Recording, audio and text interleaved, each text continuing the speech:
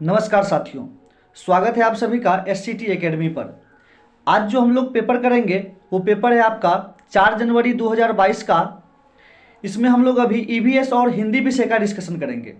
CDP और math का discussion जो लोग अभी तक नहीं देखे हैं वो चैनल के प्लेलिस्ट पर जाकर उस वीडियो को देख लेंगे और वहाँ से अपना आंसर मिला लेंगे। साथ ही आप लोगों को बता दूं कि 16 दिसंबर से लेकर 21 जनवरी तक जितने भी शिफ्ट में एग्जाम हुए हैं उस सभी का CDP और मैथ का डिस्कशन चैनल पे उपलब्ध करवा दिया गया है। ये वो सारे के सारे वीडियो आपको प्लेलिस्ट में मिल जाएंगे। और EVS और हिंदी का डिस्कशन 16 दिसंबर से लेकर 3 जनवरी तक का करवा दिया गया है। बाकी जो भी शेष हैं वो आज से कल तक EVS और हिंदी भी सब करवा दिया जाएगा। तो चलते हैं हम लोग आगे।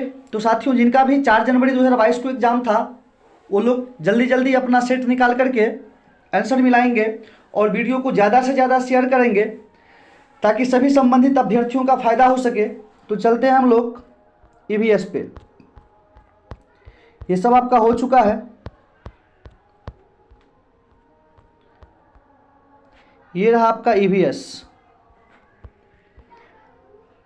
EVS का पहला प्रश्न है, निम्नलिखित में से कौन अन्य से भिन्न है? नदी, पहाड़, झील, तालाब, झरना। देखिए आपका इसमें पहाड़ को छोड़ करके और सब जल का स्रोत है, तो आपका अलग हो जाएगा पर्वत, ऑप्शन नंबर 4।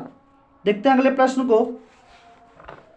अगला प्रश्न है, बोरा चिपचिपे चावल की एक सामान्य किस्म है, यह मुख्य रूप से पाया जाता है। तो यह जो पाया जाता है वो आपका आसाम में पाया जाता है। देखते हैं अगले प्रश्न को।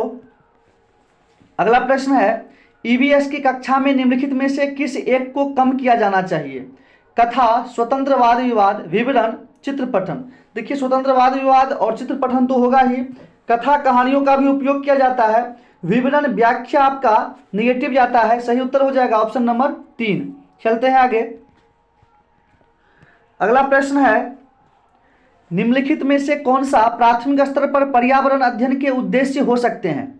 विद्यार्थियों को अपने स्वयं के सीखने पर चिंतन करने के लिए प्रोत्साहित करना, नए ज्ञान को उत्पन्न करने के लिए स्थान, समय और स्वतंत्रता देकर विद्यार्थियों को आकर्षित करना, विद्यार्थियों को सीखने में प्रतिभागियों के रूप में व्यवहार करना, ज्ञान के एक निश्चित निकाय के प्राप्तकर्ता के रूप में नहीं, निर्धारित पाठ्यपुस्तक को सीखने के लिए संसाधनों को एकमात्र आधार मानना। एकमात्र ये आपका निगेटिव है, बाकी तीनों ऑप्शन आपका बिल्कुल सही है।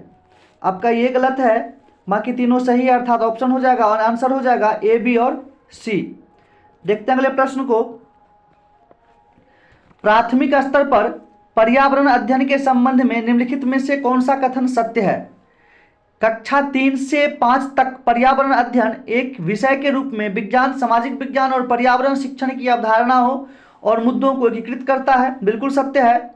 यह विषय कक्षा 1 और 2 में है और इससे संबंधित मुद्दों और चिंताओं को भाषा और गणित के माध्यम से दिया जाता है। यह भी सत्य है। यह एकल विषय दृष्टिकोण पर आधारित है। यह असत्य है। EVS पाठ्य पुस्तकों में प्रयुक्त भाषा औपचारिक है। यह भी सत्य है। देखिए दोस्तों, यह प्रश्न ही गलत लग रहा है। यहाँ पे 3 कथन सत्य और 1 असत्य है और इसमें पूछ रहा है सत्य वाला। चलते हम लोग आगे। ये आपका प्रश्न ही गलत है। यहाँ पे ये असत्य है, बाकी तीनों कथन सत्य है। देखिएगा आप लोग अपने हिसाब से इस प्रश्न को। चलते हैं आगे।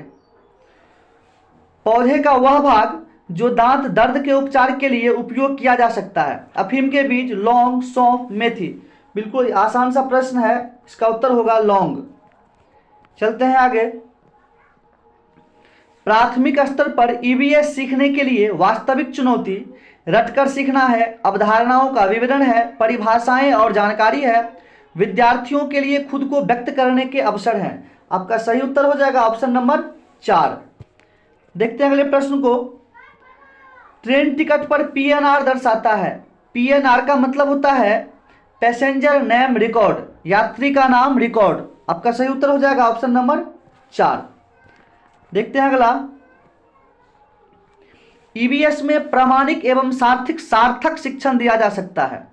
वर्णन द्वारा, वास्तविक संवाद द्वारा, प्रयोगों की प्रक्रिया द्वारा, सही और गलत के रूप में विद्यार्थियों द्वारा दिए गए उत्तर के आकलन द्वारा। इसमें आपका ऑप्शन नंबर ए जो है वर्णन द्वारा, ये आपका गलत है, व्याख्या हम लोग निगेटिव मान के चलते हैं। वास्तविक संवाद द्वारा ये भी सही है। प्रयोगों की प्रक्रिया द्वारा ये भी सही है। सही और गलत के रूप में विद्यार्थियों द्वारा दिए गए उत्तर के आकलन द्वारा, यह भी सही है। आपका सही उत्तर हो जाएगा ऑप्शन नंबर 3 बी, सी और डी। देखते हैं अगले प्रश्न को। अगला प्रश्न है, जल थीम से संबंधित सामाजिक सांस्कृतिक मुद्दों को प्रभावी ढंग से सीखा जा सकता है। भूमिका निर्वाह द्वारा, बिल्कुल सही है। विद्यार्थियों के बीच वास्तविक संवाद के द्वारा, यह भी सही है। छत्र भ्रमण द्वारा, यह भी सही है। प्रदर्शन और गृह कार्य के द्वारा यह संभव नहीं है, यह आपका गलत है। सही उत्तर हो जाएगा ऑप्शन नंबर 3 ए, बी और सी। देखते हैं अगले प्रश्न को। अगला प्रश्न है, जो बच्चे बोल और सुन नहीं सकते वे सीखते हैं। बोल और सुन मतलब बच्चे देख सकते हैं स्थानीय भाषा के माध्यम से, मातृभाषा के माध्यम से, ब्रेल के माध्यम से, सांकेतिक भाषा के माध्यम से। जो बच्चे बोल और सुन नहीं सकते हैं उन्हें सांकेतिक भाषा के माध्यम से सिखाएंगे। ब्रेल आपका दृष्टिबाधित के लिए होता है। देखते हैं अगले प्रश्न को। अगला प्रश्न है, गेहूं के आटे से चपाती बनाने का सही क्रम पहचानिए। आटे की छोटी छोटी लोइयां बनाकर आटे को गूंथ कर, पहले गूंथेंगे तब लोइयां बनाएंगे, गलत है आपका। आटे को गूंथ कर लोई बना लीजिए, लोई बेलकर तैयार कर लीजिए, आटे की छोटी छोटी लोइयां बना लीजिए, ये भी गलत है आपका। आटे की छोटी छोटी लोइयां बनाकर, लोइयां को बेलकर आटे की लोई बनाकर, यह भी गलत है। आटे को गूंथ कर आटे की छोटी छोटी लोइयां बनाकर, लोइयों को बेलकर और आग पर पकाकर, यह आपका सही क्रम है। ऑप्शन नंबर 4 आपका सही उत्तर है।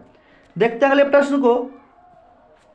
ईवीएस में आत्म आकलन, सीखने के लिए आकलन है, सीखने के बारे में सीखना है, उपलब्धियों और सीखने के परिणाम के निर्णय के बारे में सीखना है, सीखने का आकलन। इसका सही उत्तर हो जाएगा आपका ऑप्शन नंबर 2 केवल सी। देखते हैं आगे। अगला प्रश्न है, सर्दियों में दादी अक्सर निम्नलिखित के घोल से त्वचा को रूखेपन से बचाने के लिए उपयोग करती है। गुलाब जल, ग्लिसरीन और नींबू का रस। गुलाब जल और आसुत जल, गुलाब जल और सिरका, नींबू का रस और दूध। इसका सही उत्तर हो जाएगा आपका गुलाब जल, ग्लिसरीन और नींबू का रस। देखते हैं अगले प्रश्न को। नृत्य में मुख्य रूप से मुद्रा और भावनाएं प्रदर्शित करती है। नृत्य में मुख्य रूप से मुद्रा और भावनाएं जो प्रदर्शित करती है वो हाथों और चेहरे की गतियां, उसी से मुद्रा और भावनाएं प्रदर्शित होती है। देखते हैं अगले प्रश्न को।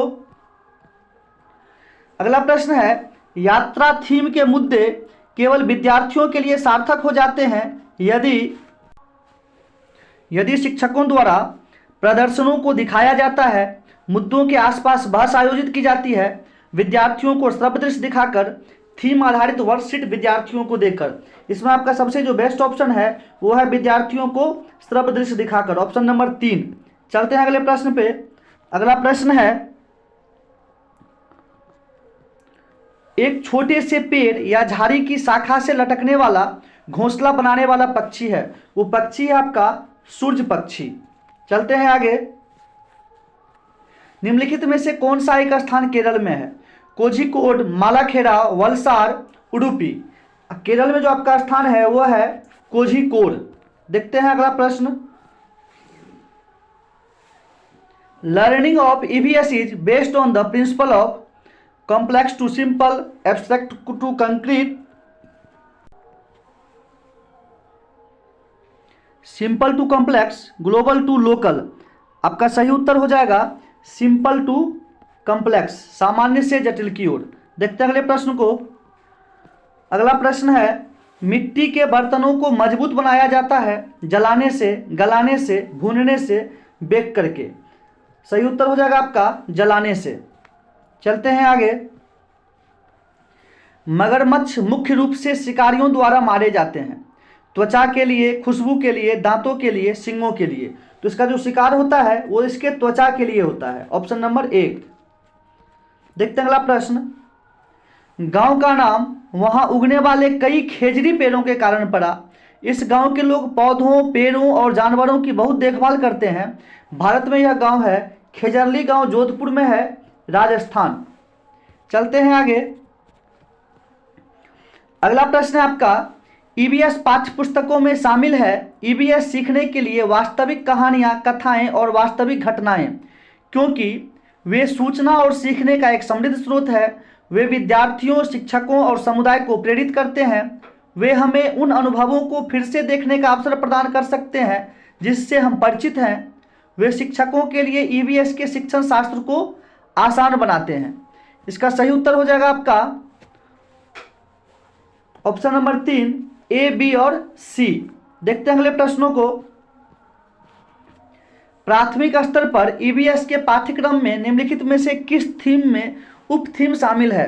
परिवार और मित्र में आपका उप थीम शामिल है। परिवार और मित्र का आपका 4 उप थीम है, कार्य और खेल, संबंध, पौधे और जानवर। सही ऑप्शन हो जाएगा आपका परिवार और दोस्त, इसी में उप थीम शामिल है। देखते हैं अगले प्रश्न को। ईवीएस पाठ्य पुस्तकों के अलावा ईवीएस सीखने के लिए निम्नलिखित में से कौन सा एक अच्छा संसाधन हो सकता है? सबसे अच्छा संसाधन जो है वो है आपका छत्र भ्रमण। देखते हैं अगले प्रश्न को। अगला प्रश्न है, ईवीएस के सीखने को मजबूत करने के लिए आकलन का ध्यान केंद्रित होना चाहिए।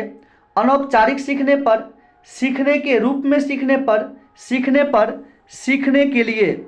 इसका सही उत्तर हो जाएगा आपका ऑप्शन नंबर 4, सीखने के लिए। देखते हैं अगले प्रश्न को। निम्नलिखित में से कौन प्राथमिक स्तर पर पर्यावरण अध्ययन की बाल केंद्रित प्रवृत्ति को इंगित करता है? स्कूल में विद्यार्थियों के जीवन को स्कूल के बाहर उनके जीवन से जोड़ा जाना चाहिए। रटने को हतोत्साहित करना, सीखने के लिए किताबी शिक्षा से प्रस्थान, स्कूल, घर और समुदाय के बीच स्पष्ट सीमाएं। देखिए यहाँ पे आपका पहला भी सही है, दूसरा भी सही है, तीसरा बोल रहा है सीखने के लिए किताबी शिक्षा से प्रस्थान, पलायन, ये सही नहीं है। स्कूल, घर और समुदाय के बीच स्पष्ट सीमाएं, यह भी नहीं होना चाहिए, एक स्पष्ट संबंध होना चाहिए। तो आपका ए और बी सही है, ऑप्शन नंबर 2। चलते हैं आगे। अगला प्रश्न है, हाथियों के झुंड का मुखिया होता है। सबसे बड़ा नर हाथी, सबसे छोटा नर हाथी, सबसे छोटी मादा हाथी, सबसे उम्रदराज मादा हाथी। तो सही उत्तर है आपका सबसे उम्रदराज मादा हाथी। देखते हैं अगले प्रश्न को। मलयालम में माँ की बड़ी बहन को कहा जाता है दीदू, थम्मा, वलियम्मा, अमुम्मा। ये आपका वलियम्मा। चलते हैं आगे। अगला प्रश्न है, राजा and EVS teacher uses an assessment tool that clearly indicates achievement criteria across all the components of a student's work from written to oral to visual teacher is using। इसका सही उत्तर हो जाएगा आपका ऑप्शन नंबर 2, एनेक्डोटल रिकॉर्ड, उपाख्यात्मक अभिलेख। चलते हैं आगे।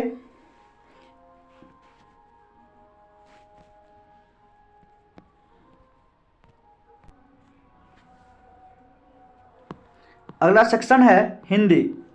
गद्यांश से संबंधित प्रश्न है, देश का सम्मान बढ़ने से क्या आशय है? शिष्ट व्यवहार, संस्कृति की सुरक्षा, ईमानदारी, अच्छे दिन की शुरुआत। इसका सही उत्तर हो जाएगा आपका ऑप्शन नंबर 1, शिष्ट व्यवहार। चलते हैं आगे।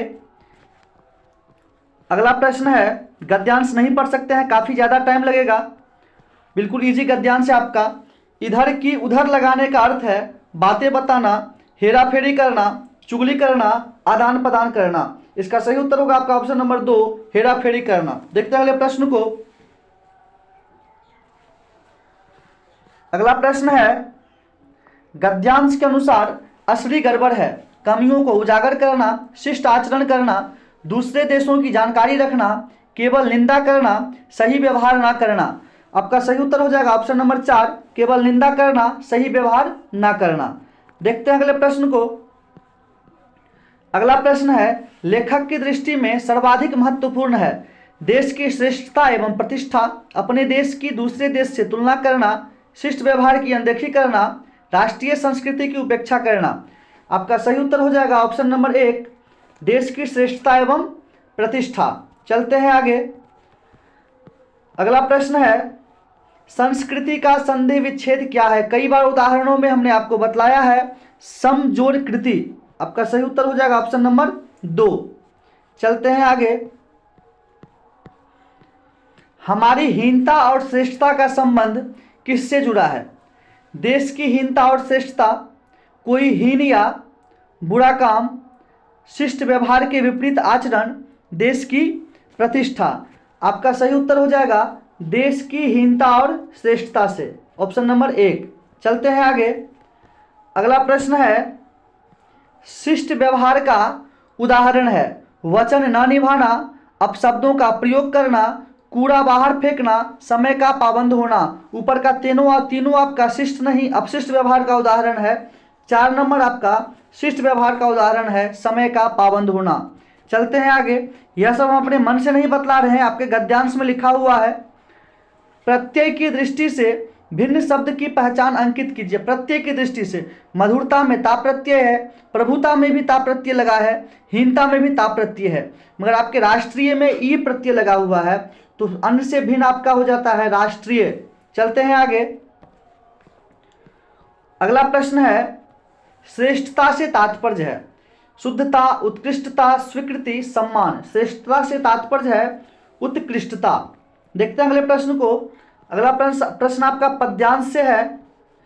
पद्यांश का पहला प्रश्न है, पद्यांश के अनुसार पत्थर पानी बन सकता है प्रेम द्वारा, धर्म द्वारा, परिश्रम द्वारा, नीति द्वारा। सही उत्तर होगा आपका ऑप्शन नंबर 3, परिश्रम द्वारा। देखते हैं अगले प्रश्न को। अगला प्रश्न है, वर्तिका का अर्थ है शूरवीर, बहादुर, दीपक की बाती, सूरमा। वर्तिका का जो सही अर्थ है वो होगा आपका दीपक की बाती। चलते हैं आगे। अगला प्रश्न है, विघ्नों को गले लगाते हैं, कांटों में राह बनाते हैं। पंक्ति का भाव है विपत्ति में सहन शक्ति नहीं रखते हैं, बाधाओं का धैर्य एवं परिश्रम से सामना करते हुए विजयी होना है, विपत्ति में पीठ दिखाकर भाग जाना है, राह में थक कर सो जाते हैं।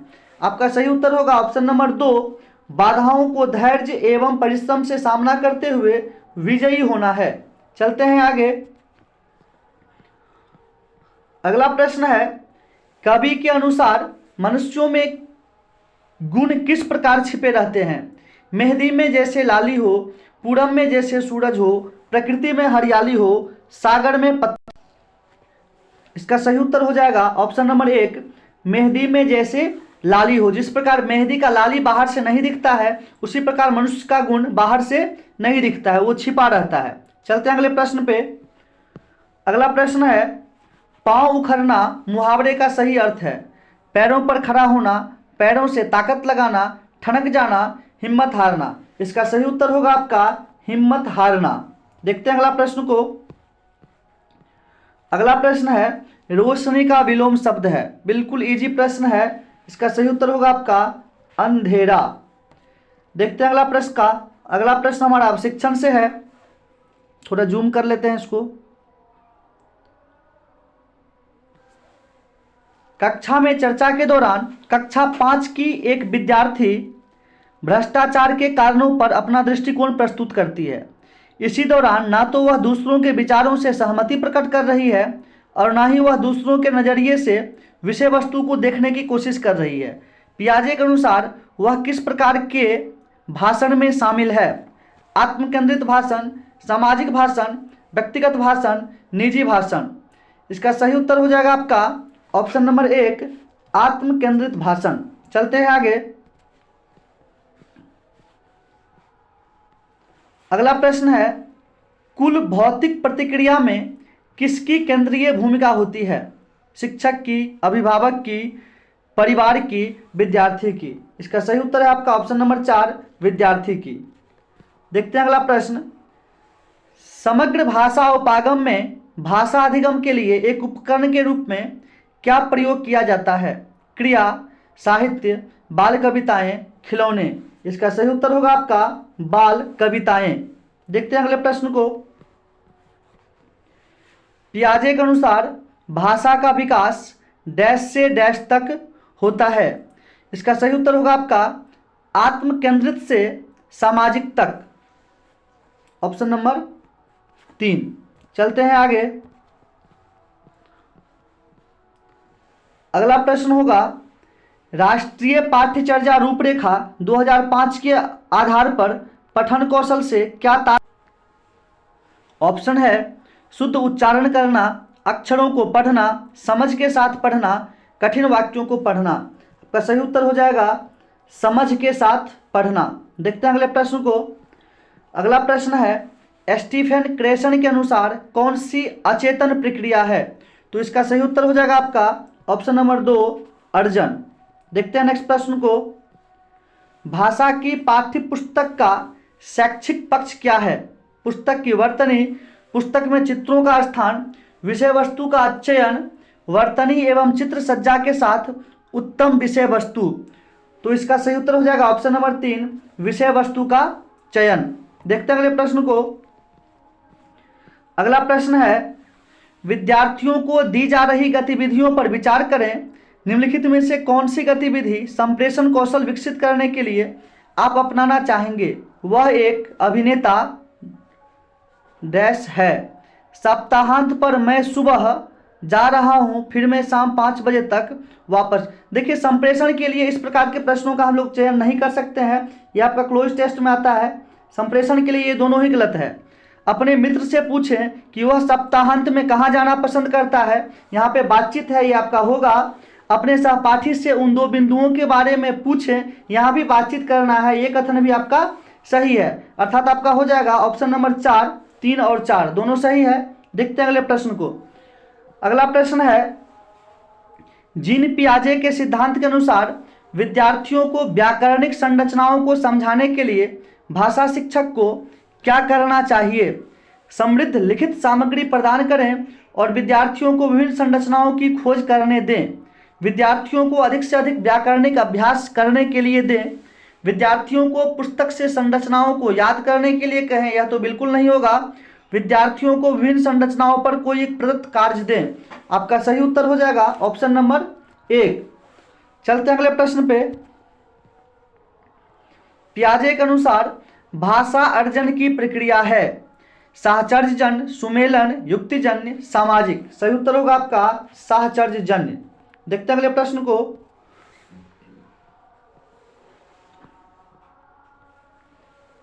आप भाषा शिक्षक के रूप में पाठ्य सामग्री के किस स्वरूप को अपनाना चाहेंगे? मूर्त विवरणात्मक और विश्लेषणात्मक, अमूर्त विवरणात्मक और विश्लेषणात्मक, मूर्त विवरणात्मक और अवधारणात्मक, अमूर्त अवधारणात्मक और अवधारणात्मक। आपका सही उत्तर हो जाएगा मूर्त विवरणात्मक और अवधारणात्मक। देखते हैं अगले प्रश्न को। ट्रांसलैंग्वेजिंग एक भाषा से दूसरी भाषा में जाना के संबंध में इन कथनों पर विचार करें। कथन अ बोल रहा है आपका ट्रांसलैंग्वेजिंग बहुभाषावाद का एक लचीला स्वरूप है। बिल्कुल सही है। ट्रांसलैंग्वेजिंग संप्रेषण क्षमता के संवर्धन के लिए जानी गई भाषाओं के बीच एक भाषा से दूसरी भाषा के व्यवहार में दूसरी भाषा में एक भाषा से दूसरी में व्यवहार करना है। यह भी आपका सही है। अर्थात आपका दोनों सही है। उत्तर हो जाएगा ऑप्शन नंबर 3 अ और ब दोनों सही है। चलते हैं आगे। अगला प्रश्न है वाइगोत्स्की के अनुसार जो बच्चे डैश का व्यापक उपयोग करते हैं वे अन्य बच्चों की तुलना में जटिल कार्यों को अधिक प्रभावी ढंग से सीखते हैं। आंतरिक भाषण, व्यक्तिगत भाषण, निजी भाषण, मौन भाषण। इसका सही उत्तर हो जाएगा आपका निजी भाषण। चलते हैं अगले प्रश्न पे। अगला प्रश्न है एक विद्यार्थी जिसके घर की भाषा और विद्यालय की भाषा अलग अलग है, आप एक संसाधन के रूप में उसकी कैसे मदद कर सकते हैं? उसे कक्षा में अधिक समय और ध्यान देकर कक्षा में बहुभाषिकता को संसाधन के रूप में उपयोग करके उसको गृह कार्य से संबंधित कार्यों में लचीलापन देकर कक्षा में उसकी मातृभाषा में शिक्षण करके। उसका सही उत्तर हो जाएगा आपका ऑप्शन नंबर 2 कक्षा में बहुभाषिकता को संसाधन के रूप में उपयोग करके। अगला प्रश्न है निम्नलिखित में से कौन सा लेखन कौशल का उच्चतम स्तर है? सही वर्तनी, संयुक्त अक्षर लिखना, लेख लिखना, वाक्यों में कठिन शब्दों का प्रयोग करना। आपका सही उत्तर होगा ऑप्शन नंबर 3 लेख लिखना। तो साथियों इस प्रकार से आपका 4 जनवरी 2022 का भी 60 120 प्रश्नों का डिस्कशन हो चुका है। कैसा लगा आपको यह वीडियो अगर पसंद आया होगा तो वीडियो को ज़्यादा से ज़्यादा लाइक करें, शेयर करें और सब्सक्राइब करें। मिलते हैं नेक्स्ट वीडियो में, तब तक के लिए धन्यवाद। जय हिंद।